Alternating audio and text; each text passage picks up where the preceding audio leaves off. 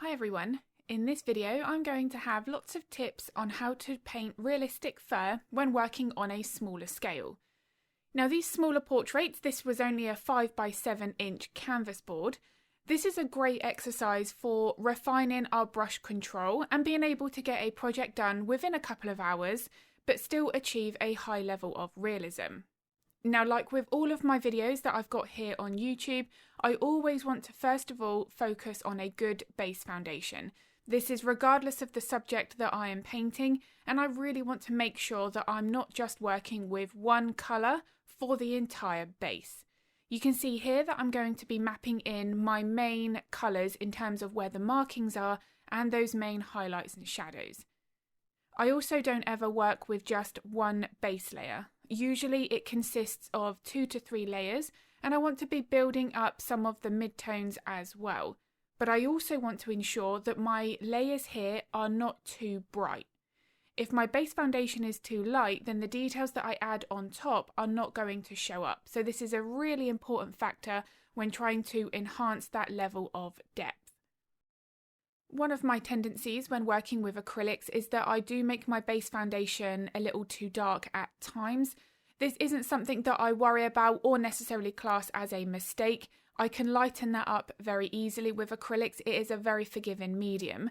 But I want to be making sure here that that priority of not having a base foundation that's too light is something that I am really capturing here. Even when I'm working with the white fur, it's not actually truly white. I've got a greyer tint to it. I've put a hint of lilac in there as well. And that's going to mean that as I build my lighter highlights for the white fur, that they are going to show up. So if ever you're working with a paint mixture, sometimes it's more tempting to keep lightening that mix to make the details show up, when in actual fact, the cause is usually that the base foundation isn't dark enough. Now, as I build my layers, such as this here, you can see that it makes it look lighter, and that is just simply because I'm covering up more of that purple background.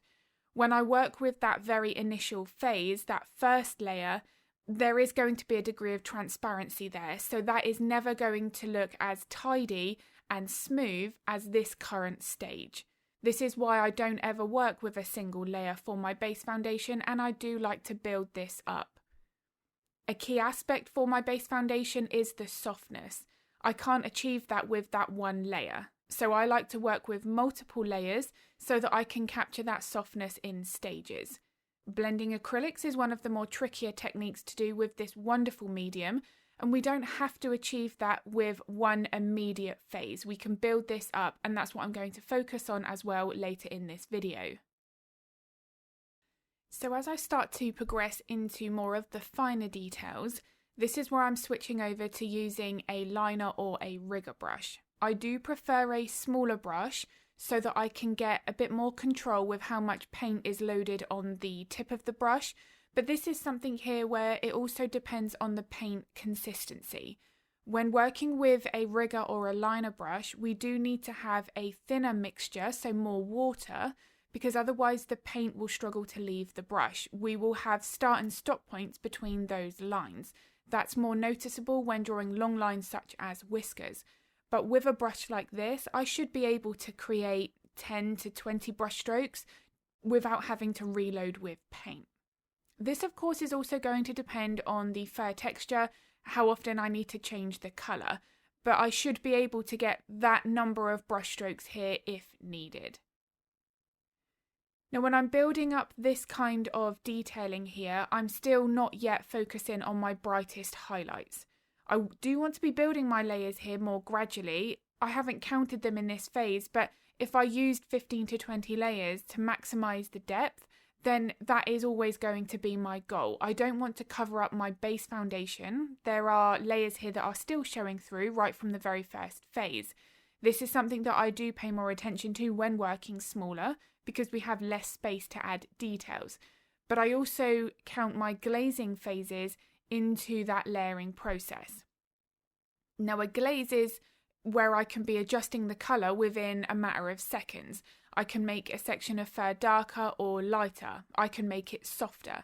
There are different uses for glazes, and I do have a video here on YouTube where I'm demonstrating those with various paintings. If that video is of interest, I'll link that in the description below. And here, this is where I start to use those glazes. Once I'm happy with the amount of changes of fur direction that I've captured with that liner brush, and I'm getting here the number of details I need for this smaller painting, then I can fully dry it, make sure that all of that is established and it can't be moved or lifted. Then I can work with glazes. Glazes in this scenario I'm using to adjust the colour of my details. And because I'm using a thinner mix, I just use water for my glazes, thin that paint mixture down. I'm not using any glazing mediums. This allows all of those details to show through because the glaze is transparent. If I didn't have enough water in this mix, then it would cover the details and it therefore wouldn't be a glaze. So the amount of water that is added here, I will vary depending on how much of that colour I need to change the look of that layer. If I'm trying to darken a layer but not fully cover it, then I won't need as much water. And one other thing that I love about glazing is that I can adjust the colour in phases. So the colour of the fur closest to the skin might potentially be very different to the fur that's on the top layers. So this is where we can use glazes at different stages to enhance that depth and colour. This is a great example at this phase. So I've come back in with my liner or rigger brush. I'm starting to add more detail in. This is where I'm becoming more refined with my brush technique. So I'm still enhancing the changes of the fur direction, but I'm also really establishing how fine these hairs should be.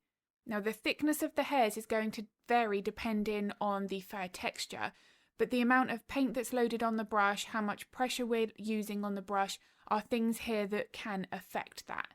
The brush technique and the layering process is something that I do cover thoroughly in my real-time versions of these tutorials. If they're of interest, then I'll link them in the description below. Those versions of the tutorials are all in real time, so I don't speed anything up, nothing is cut out, and it's recorded with a voiceover while I'm painting, so I'm able to explain everything as I'm working.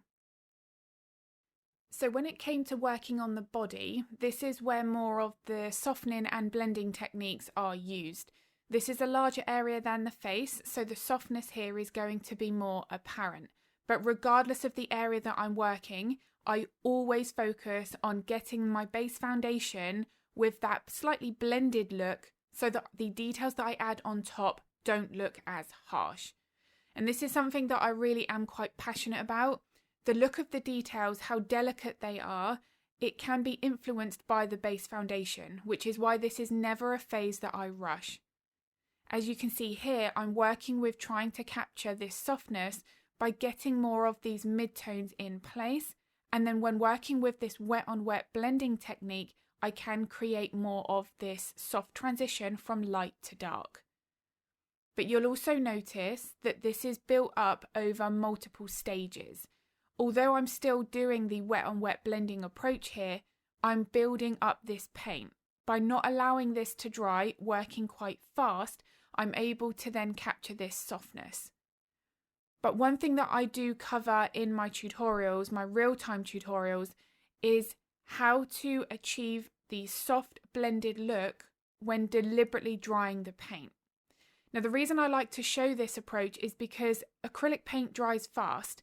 That can make it stressful, but it doesn't have to be because we can blend the acrylics on top of a dry layer. We need to work with the paint in a slightly different way, but it can be done. By not having this pressure that we put on ourselves that the paint has to stay dry in order for us to blend, can be a game changer when using this medium.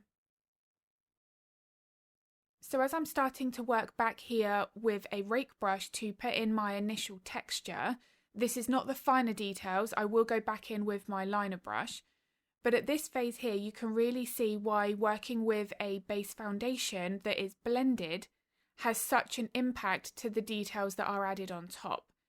If I didn't have as much of the base foundation as soft as what I've got, these brush strokes would look more harsh, it would look flatter. So this is why these phases for me are just my must-have process. The base foundation, you can also have this indication of the changes of the fur direction. So even though it's soft and blended, I'm still moving that brush at that phase to make sure that I'm capturing as much movement as I can. This also helps us to back up that fur direction when we do start to put in this texture here. And this is again another area where it demonstrates I haven't worried about the colour of the fur at all. I'm working with my layers to focus on my values. The fur's got gradually lighter as I'm building, and I'm still working on the softness.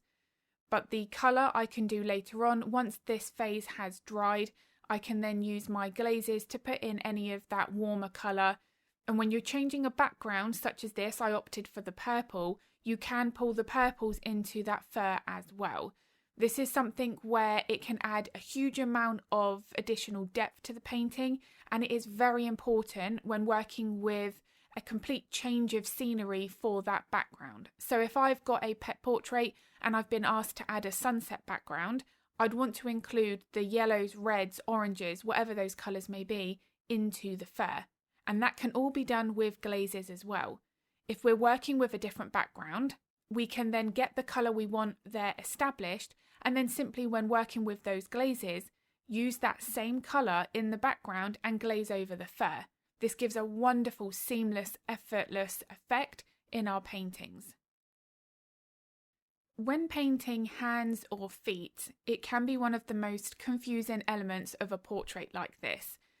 If the lights and darks of the toes are placed incorrectly, that can very quickly change the entire look of the foot. It can then be really overwhelming, and before we know it, it looks nothing like what we want in that reference photo.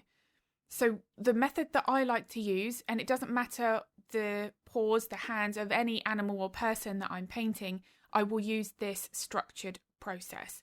So I'm working with mapping in my lights and my darks. Like with the fur, I don't care about the colour at all, but I do want to make sure that I've got the placement of the highlights and shadows here established.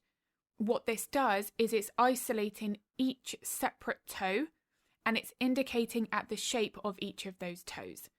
This is a very big deal when painting something that's very small like this. These toes are tiny, and also trying to make sure that an area that I know I potentially could go wrong quite easily is less likely to happen. I don't want any part of this painting process to be stressful if it doesn't need to be. There are, of course, going to be times where we are going to get like that, but trying to break that up, those emotions when we experience it, can have a very big impact to the level of realism. If I start to feel that I am getting flustered, I'm lost with where I am, the toes are starting to change shape, I will stop immediately, even just for a few seconds, and think, right, let's re-establish the main highlights and shadows, because it is usually that started to drift away from the correct proportions of that foot. Once I've then put those back in and I'm back on track, then I can carry on with that mapping in process.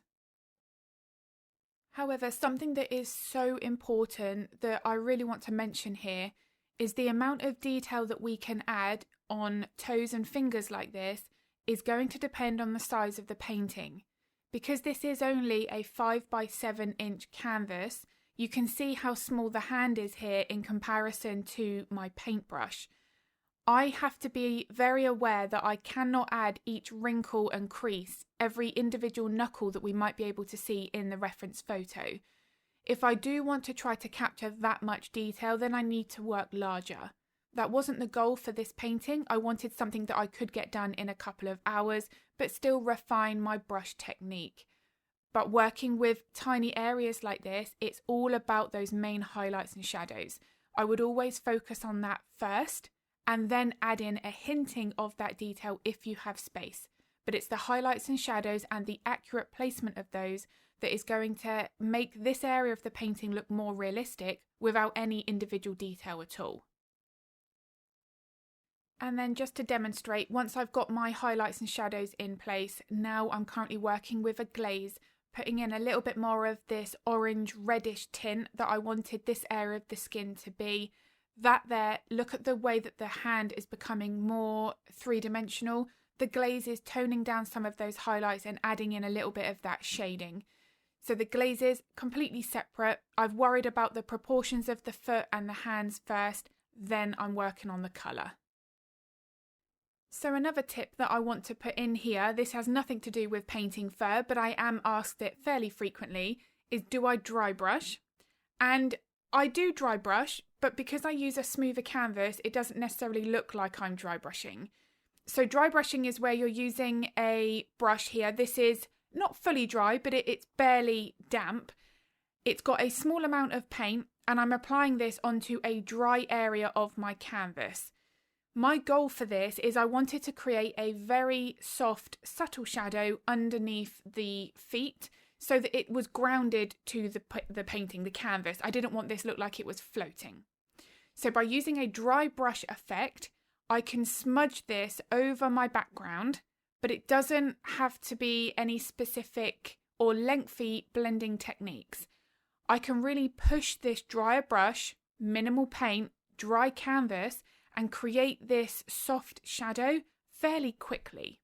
Now, of course, you could add paint, spray with a fine mist spray bottle, and then blend with a makeup brush. That would also give you a shadow, but that has a more technique to it, and it does take more time.